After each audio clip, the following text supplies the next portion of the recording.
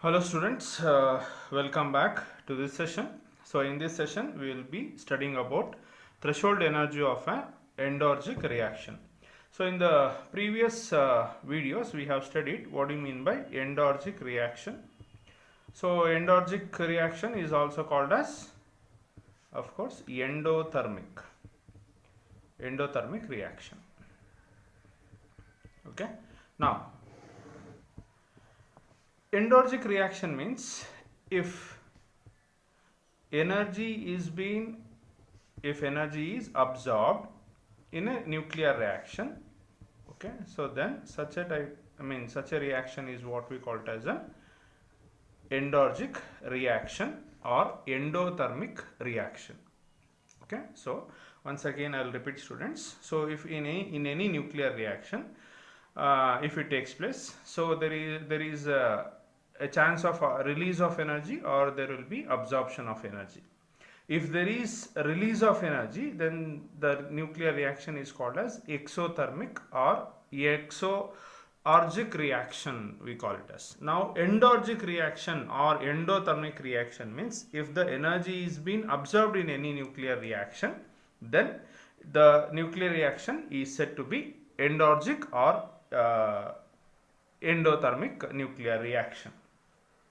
So we have seen that in the previous derivation, that is Q value, if it is negative, then the reaction will be endothermic, and if Q value is positive, then we call the nuclear, that is the Q value of the nuclear reaction will be positive. Okay, so if Q value is positive, then we say that the reaction is exorgic, right? Exorgic reaction. Now if we are saying that is for an endorgic reaction the Q value is negative, it means that what does it means that we require minus Q amount of energy to initiate the nuclear reaction. So if you are saying that Q value of a nuclear reaction is negative, means it is an endorgic type of nuclear reaction. What do you mean by this negative value? Means in an endorgic reaction we require minus Q amount of or Q amount of energy that has to be supplied or that has to be given to initiate the nuclear reaction. So the negative sign indicates that the energy is required. Okay, so how much energy is required? Q amount of energy is required. How to calculate Q? So we have obtained an expression for the Q value of the reaction in the previous session. Okay, now how to provide this energy or in which form is the energy to be supplied? So this energy, okay, that is Q amount of energy will be supplied in the form of kinetic energy of projectile. Okay, so anyhow we know that in a nuclear reaction we have the target nucleus. Whenever the projectile collides or bombards with the target nucleus, so the nuclear reaction will be initiated. Okay, so therefore when anyhow the target nucleus is at rest, okay, only the projectile will be in motion. So therefore the amount of energy that is required to release or to initiate the nuclear reaction is provided in the form of the kinetic energy of the projectile. Okay, but all the kinetic energy of the projectile will not be completely utilized for the nuclear reaction to initiate. So part of this energy will be observed as the kinetic energy of the compound nucleus to form. So anyhow we have seen in the Q value of nuclear reaction derivation, that is there is a certain velocity with which that is the residual nucleus or the compound nucleus that is found will be moving, hence it will be having a certain momentum of P3. Okay, so therefore whatever the kinetic energy of the projectile is there, so entire kinetic energy is not utilized to initiate the reaction, that is a nuclear reaction. Only a part of it will be utilized. Why? Because some kinetic energy of projectile will be used as kinetic energy of the compound nucleus or the residual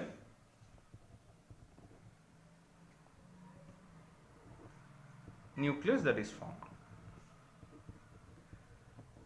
or the product nucleus that is been formed. So therefore we have to, that is the projectile has to give some more energy in addition to minus Q that is required to initiate the nuclear reaction. Remember students, so we are supplying the current, that is the threshold, that is the energy that is required for the nuclear reaction, that is for an endogenic reaction to take place. So we require certain amount of that is energy, that is minus q amount of energy is required. In which form it is being supplying? So it is supplied in the form of kinetic energy of the projectile. Okay, so what happens? So some part of the kinetic energy, that is only some part of kinetic energy is being utilized for to initiate the nuclear reaction, and remaining energy or remaining kinetic energy will be utilized in the form, that is it will be in the form of kinetic energy of the residual nucleus or the compound nucleus or the product nucleus that is formed. So the kinetic energy of the projectile is entirely not enough to initiate the nuclear reaction. So therefore we have to supply, that is projectile has to be given still more energy in addition to minus q, that is required to initiate the nuclear reaction. So remember students, this point is very important, don't get confused. Okay, so what do you mean by extra energy that we are supplying? So the kinetic energy of the projectile, what we are ready to make, okay, it is not entirely enough to make the nuclear reaction to begin. Okay, so therefore what we have to do is we have to provide an extra energy or some extra energy for the projectile, so to initiate the nuclear reaction along with this kinetic energy. Okay, how much is that amount to be given extra for the projectile? Means it is a minus q amount of energy must be supplied extra for the projectile along with its kinetic energy, such that the nuclear reaction will begin. So then how do we define the threshold energy of an endogenic reaction? Means, so it is defined as the minimum kinetic energy that the projectile should possess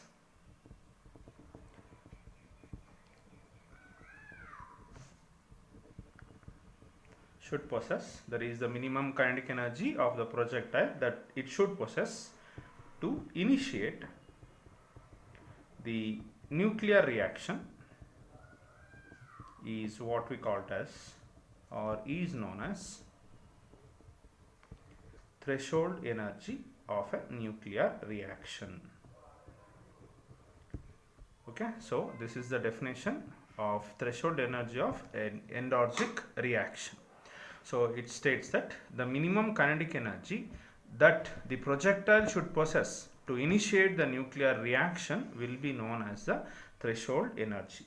Okay, now we say that is E must be equal to, that is E1, where E1 was taken as the kinetic energy of the projectile, so that must be equal to the threshold energy, so that is written as ETH. So TH indicates that is the threshold energy. Okay, now let us consider that is Mi and Vi are the mass and initial velocity.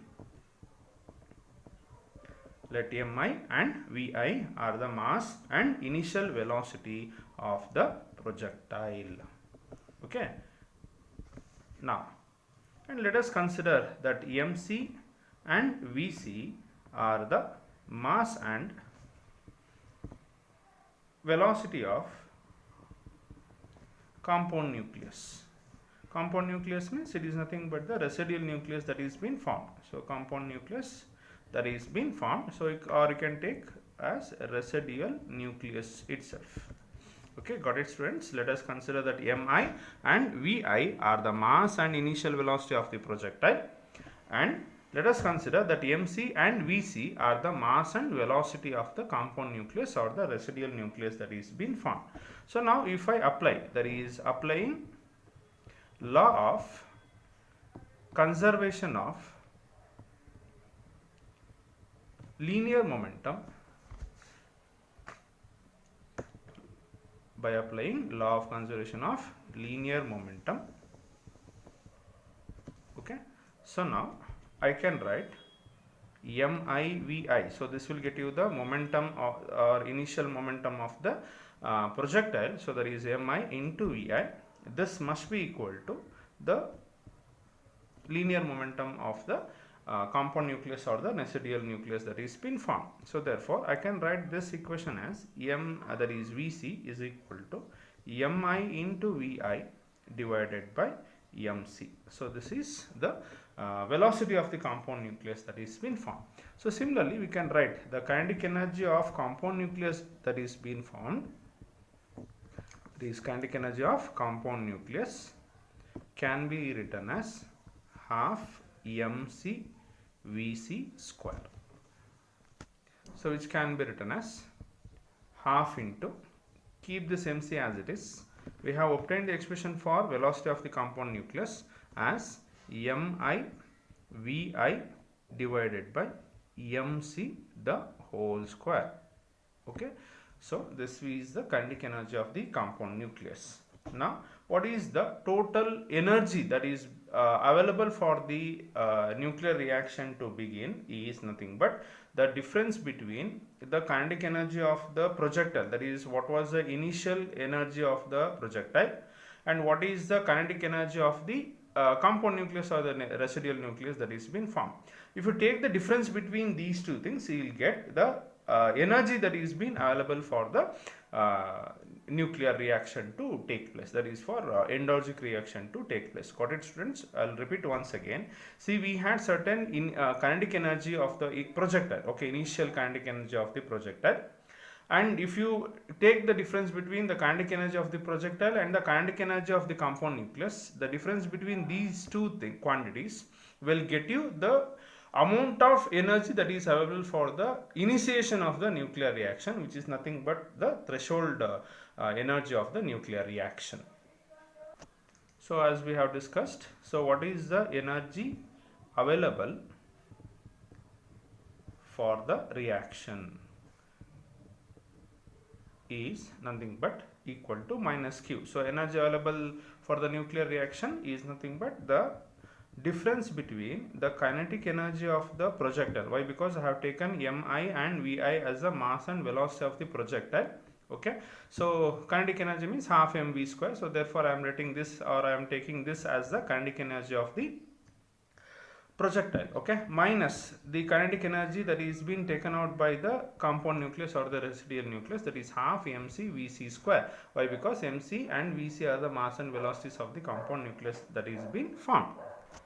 And now let us substitute the value of, that is vc, in the equation. So minus half mc into the value of vc is mi vi divided by mc the whole square.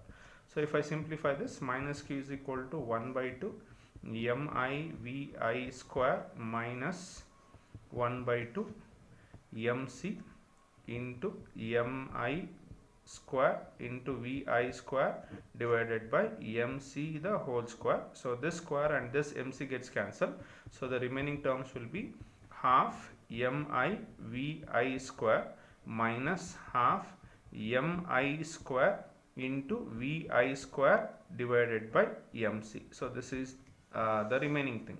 Okay, now if I take 1 by 2 mi vi square as common, so here we are remaining with 1 minus half mi vi square is taken as common, so the remaining term will be mi divided by mc. Okay, but we have to remember that the mass of the compound nucleus that is being formed will be equal to the mass of the projectile, that is mi, and the mass of the target nucleus. Okay, so where mt is nothing but mass of target nucleus.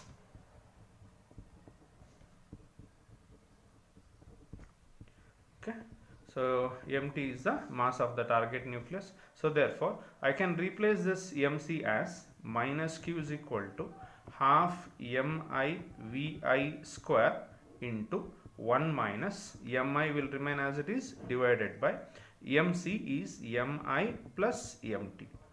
Okay, now if I simplify this by taking LCM, it is minus q is equal to half mi vi square. If I take LCM, it will be mi plus mt minus mi the whole divided by mi plus mt. Okay, now plus mi and minus mi gets cancelled, so it is minus q is equal to half mi vi square into mt divided by mi plus mt. Okay. Now I'll rearrange this equation as half mi vi square is equal to minus q into, I'll take this mi plus mt to the left hand side, therefore cross multiplication will get you mi plus mt divided by mt. Okay, so now half mi vi square is nothing but taken as the kinetic energy of the projectile, so which is nothing but equal to the threshold energy according to the definition of threshold energy of an endorgic reaction. That is the minimum kinetic energy of the projectile that is being required to initiate the target nucleus. So therefore this is nothing but the kinetic energy of the target nucleus. So therefore I'll take this as the threshold energy, that is equal to minus q into mi plus mt the whole divided by mt. Now where I'll take this ETH as half mi vi square. Okay, so that is nothing but the threshold energy of a nuclear reaction. So if I consider the gamma rays as the projectile, so if I consider that is gamma rays as projectile, okay, then the mass of the projectile, that is initial mass, will be equal to 0. Why? Because gamma rays do not have any mass, that is the mass is negligible. So therefore the threshold energy, okay, will be equal to just minus q. Why? Because if I take mi as 0, mt and mt gets cancelled, so therefore it will be just equal to minus q. So therefore if I take the gamma rays as a projectile, mass of the projectile will be taken as 0, then pH will be just equal to the minus q. So already we have seen that the significance of negative sign, that is negative sign indicates that the negative sign indicates that energy must be supplied, energy must be supplied from external source, that is from externally, or from outside to initiate or to start the nuclear reaction. Okay, so this is about your threshold energy of a nuclear reaction, which is a very small topic. Okay, but they will be asking the derivation in the examinations, and we will be having numerical problems also. Okay, so try to practice. Okay, thank you.